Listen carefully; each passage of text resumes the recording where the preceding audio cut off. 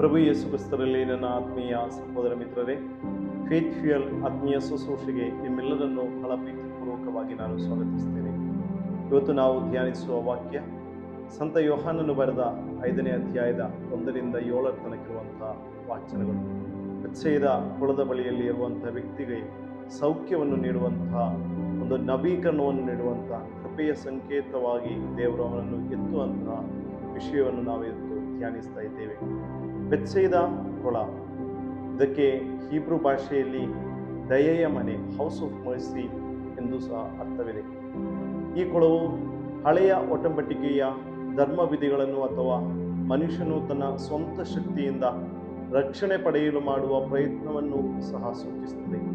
ಆದರೆ ಅಲ್ಲಿನ ರೋಗಿಗಳ ಗುಂಪು ಮಾನವ ಕುಲದ ಪಾಪದ ಸ್ಥಿತಿಯನ್ನು ಪ್ರತಿಬಿಂಬಿಸುವಾಗ ದೇವರು ಅವರ ಮೇಲೆ ಅಪರಿಮೇಯವಾದ ಕರುಣೆಯನ್ನು ವರ್ಷಿಸುವುದನ್ನು ನಾವು ನೋಡ್ತೇವೆ. ದೇವದೂತನು ಮತ್ತು ಆ ನೀರಿಗೆ ಸಂಬಂಧ ಹೀಗೆ ಬರುವಂಥದ್ದು. ಕೆಲವು ಹಳೆಯ ಪ್ರತೀಕಗಳಲ್ಲಿ ದೇವದೂತನು ಬಂದು ನೀರನ್ನು ಕಲಕುತ್ತಿದ್ದದ್ದನ್ನು ಎನ್ನುವಂಥದ್ದನ್ನು ನಾವು ನೋಡ್ತೇವೆ. ಕಥೋಲಿಕ ಧರ್ಮಸಭೆ ಇದನ್ನು ದೀಕ್ಷಾಸ್ಥಾನ ಸಂಸ್ಕಾರದ ಮುನ್ಸೂಚನೆಯಾಗಿ ಸಹ ನೋಡ್ತದೆ. ನೀರು ಹೇಗೆ ರೋಗಿಯನ್ನು ಗುಣಪಡಿಸುತ್ತದೆಯೋ ಹಾಗೆಯೇ ದೀಕ್ಷಾಸ್ಥಾನವು ಆ ನೀರು ನಮ್ಮ ಆತ್ಮದ ಪಾಪಗಳನ್ನು ತೊಳೆದು ನಮಗೆ ಹೊಸ ಜೀವವನ್ನು ನೀಡುವಂಥದ್ದಾಗಿದೆ.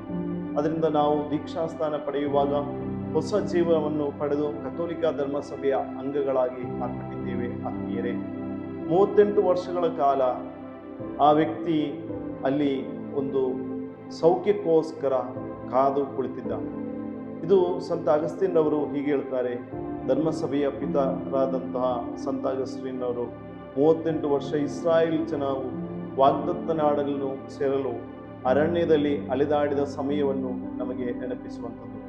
ಮನುಷ್ಯರು ದೇವರ ಆಗ್ರಹವಿಲ್ಲದೆ ಪಾಪದ ಅವಸ್ಥೆಯಲ್ಲಿ ಅದೆಷ್ಟೋ ಕಾಲ ಬಂದಿಯಾಗಿದ್ದಾನೆ ಎನ್ನುವಂಥದ್ದನ್ನು ಸಹ ಇದು ಸೂಚಿಸ್ತಾನೆ.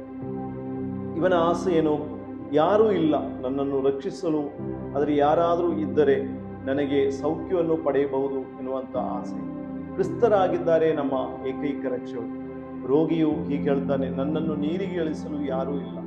ಇದು ಮಾನವನ ಅಸಹಾಯಕತೆಯನ್ನು ತೋರಿಸುವಂಥದ್ದು. ಮನುಷ್ಯನು ತನ್ನನ್ನು ತಾನು ರಕ್ಷಿಸಿಕೊಳ್ಳಲು ಸಾಧ್ಯವಿಲ್ಲ. ಅವನಿಗೆ ಒಬ್ಬ ಮಧ್ಯಸ್ಥರು ಅಗತ್ಯವಿದೆ. ಇಲ್ಲಿ ಪ್ರಭು ಯೇಸು ಕ್ರಿಸ್ತರೇ ಆ ಮಧ್ಯಸ್ಥರಾಗಿದ್ದಾರೆ. ನಾವು ಸಂಸ್ಕಾರಗಳ ಮುಖಾಂತರ ಯೇಸುವನ್ನು ಸಂಧಿಸುವಾಗ ನಮಗೆ ಮನುಷ್ಯರ ಸಹಾಯಕ್ಕಿಂತ ಮಿಗಿಲಾದ ದೇವರ ಕೃಪೆ ದೊರೆಯುತ್ತದೆ. My grace is sufficient for you. ಆ ದೇವರ ಕೃಪೆಯನ್ನು ನಾವು ಸ್ವೀಕರಿಸಿ ಮುಂದೆ ಹೋಗೋಣ. ಗುಣಮುಖನಾಗಬೇಕೆಂದು ಅಪೇಕ್ಷಿಸುತ್ತೆಯೋ ಎನ್ನುವಂಥ ಪ್ರಶ್ನೆಯನ್ನು ಯೇಸು ಇವನಲ್ಲಿ ಕೇಳುವಂಥದ್ದನ್ನು ನಾವು ನೋಡ್ತೇವೆ.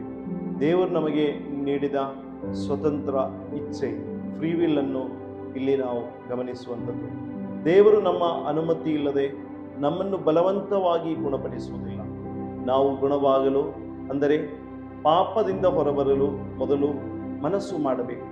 ನಾವು ಇಚ್ಛೆಯನ್ನು ಇಡುವಾಗ, ಮನಸ್ಸನ್ನು ಮಾಡುವಾಗ ದೇವರು ಅದಕ್ಕೆ ತಕ್ಕಂತೆ ಕೆಲಸವನ್ನು ನಮ್ಮಲ್ಲಿ ಮಾಡ್ತಾರೆ.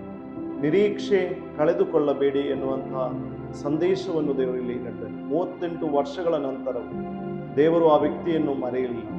ದೇವರು ತನ್ನದೇ ಆದ ಸಮಯದಲ್ಲಿ ನಮ್ಮ ಜೀವನದಲ್ಲಿ ಕಾರ್ಯವನ್ನು ಮಾಡುತ್ತಾರೆ, ಅದ್ಭುತವನ್ನು ಮಾಡುತ್ತಾರೆ, ವೈಯಕ್ತಿಕವಾದ ಭೇಟಿಯನ್ನು ನೀಡುತ್ತಾರೆ.